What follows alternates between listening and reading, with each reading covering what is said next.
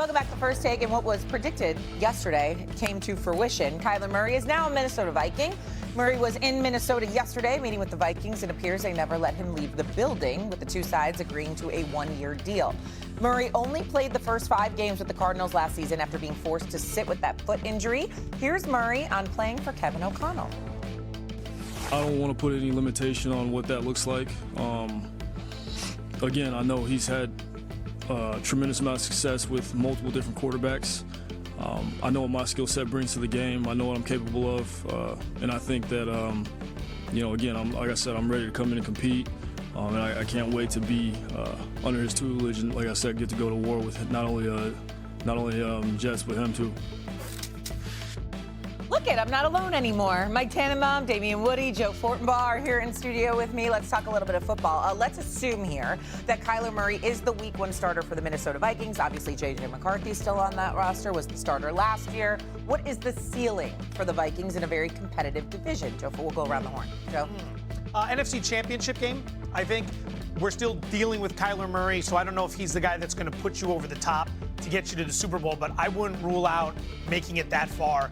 Kevin O'Connell has done an extraordinary job since he's been the head coach of the Vikings. He's made it work with several different quarterbacks. McCarthy's not working, which is why they've made this pivot. Defensively, they can get after you. The division's tough, but I think there's reason to see some flaws in the other opponents.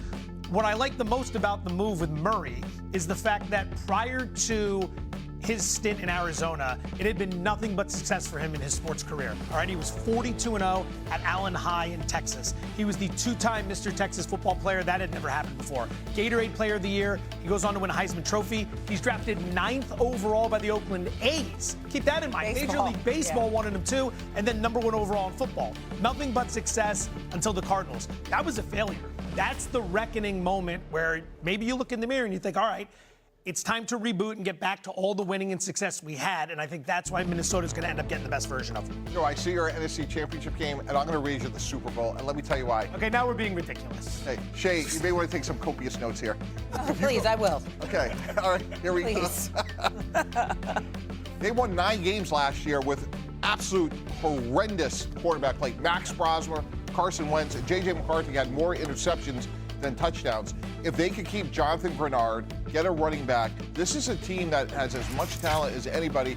And to Joe's point, no one's ever going to question Kyler Murray's ability.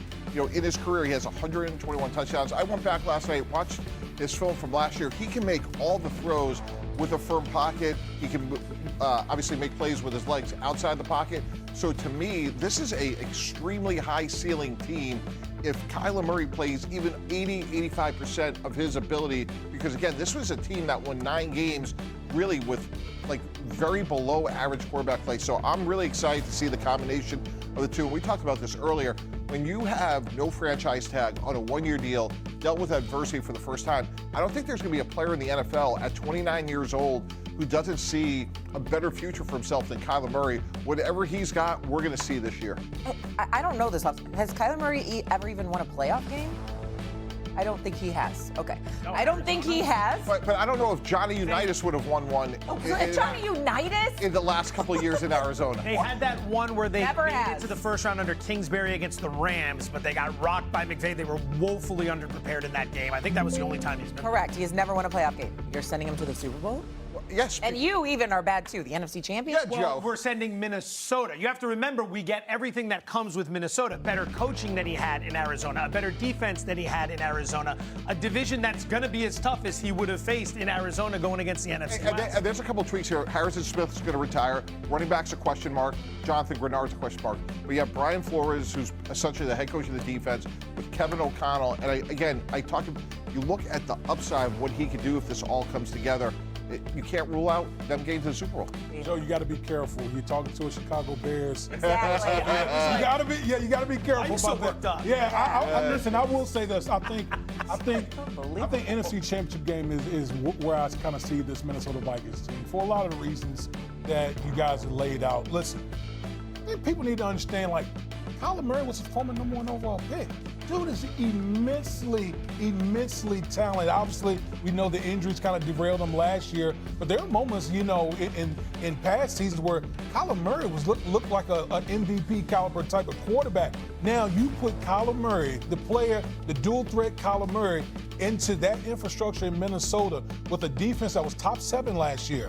Okay, they went 9-8. They got weapons on offense, and then obviously the coaching staff in Minnesota.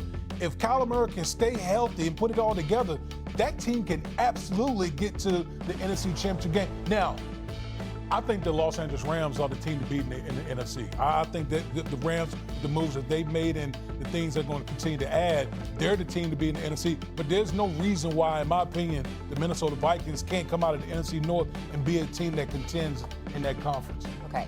For one, I'm just taking some notes here on this. This is Good, great. It's great. It's all documented. You should have those notes. Should be like I can't believe you're all on this. I am not taking away from the fact that I think Kyler Murray is immensely talented and he is an upgrade at quarterback. First of all, is this a competition or is this just a known thing he's going to be the starter next year? Yeah, we talked earlier, you know, there could be a transfer from like J.J. McCarthy going from Minnesota down to Southern California, get reunited with Jim Harbaugh. So, you know, if I'm Minnesota, I wouldn't give up on him because he's only started 10 games, he's 23. But if they're like looking for a clean break here, Chargers need a backup quarterback, and if you're J.J. McCarthy, why not go with the guy that you want a title with? Minnesota, not enough is made about how humiliating last year was for them. Sam Darnold just won the Super Bowl. You had him in-house. He's a Super Bowl caliber quarterback if you put the right team around him. They let him go for a guy they drafted who was one of the worst quarterbacks in the NFL. Only 10 games, fair. Same thing happened with Darnold. He struggled early and then let Daniel Jones go. But that was, you let Daniel Jones go. That was humiliating for them. There is no, all right, let's be patient, let's try to figure it out. They got to snap to it. They fired their general manager in the offseason as well. You act like it's so easy. They got to snap to it. I mean, this is a very, very competitive division that he's walking into with a completely new playbook. Now, this might be good for Kyler Murray, considering some of the narratives that have followed him throughout his career. It's a fresh start. But when you guys talk about the NFC Championship game, these are the teams we were talking about at the end. Basically the entire NFC North, okay? So, I'm sorry, the NFC West. Rams, Seahawks, Niners, and then the Bears. Do you think the Vikings are just going to slot themselves in there? I got a question for you. Shay, isn't it possible that the Bears are a better team in 2026 and have a worse record? I'm sorry, repeat that? Don't you think there's a chance that they may actually be a better team but have a worse record, just given all their improbable wins? Sure, maybe. But what are you trying to tell me there? That's why, to me, that's one of the factors that the Vikings may surpass the Bears. And then you look at teams like Detroit and Green Bay, like they'll be very competitive with those teams as well. Like all those teams are good.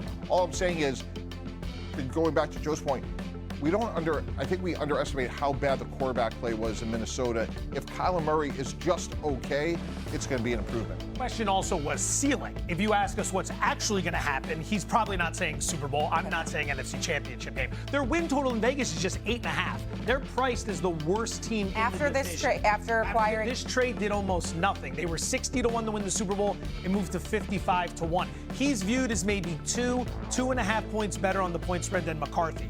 We're speaking very highly of the deal, Mike specifically because of financially. Like, how can you not love the idea of getting a guy like this for $1 million? But Vegas has barely budged on this. They do not see it as that impactful relative to what Minnesota already had. And another thing, like Kyler Murray hasn't won a playoff game. Kevin O'Connell hasn't won a playoff game since he's been the head coach of the Vikings. Like, this is not like muscle memory, to use a phrase you use a lot for this Minnesota Vikings team. I just think there might be a little bit of growing pains here. I know he has a fantastic cast around him. The Vikings beat the Bears week 1. Like, it's not like they were blown out every week by the NFC North, you know? So, I just, to crown them Super Bowl and the NFC Championship just seems a little bit aggressive. Well, the question is like, what do we think like their ceiling is? I think, again, with their team and their infrastructure, plug in Kyler Murray, this is a team that could, in my opinion, could absolutely reach the NFC Championship game. And I think another way to look at this conversation is if you rank the defenses in this division, I would put Minnesota first. Kind of draw a line, and then, Green Bay just lost Rashawn Gary, Micah Parsons coming off the ACL. Detroit's had a lot of injuries on defense. Jeff Hafley moved on. Yeah, Jeff Hafley's moved on. And then, with Chicago, obviously, as you well know, they still need another pass rusher. So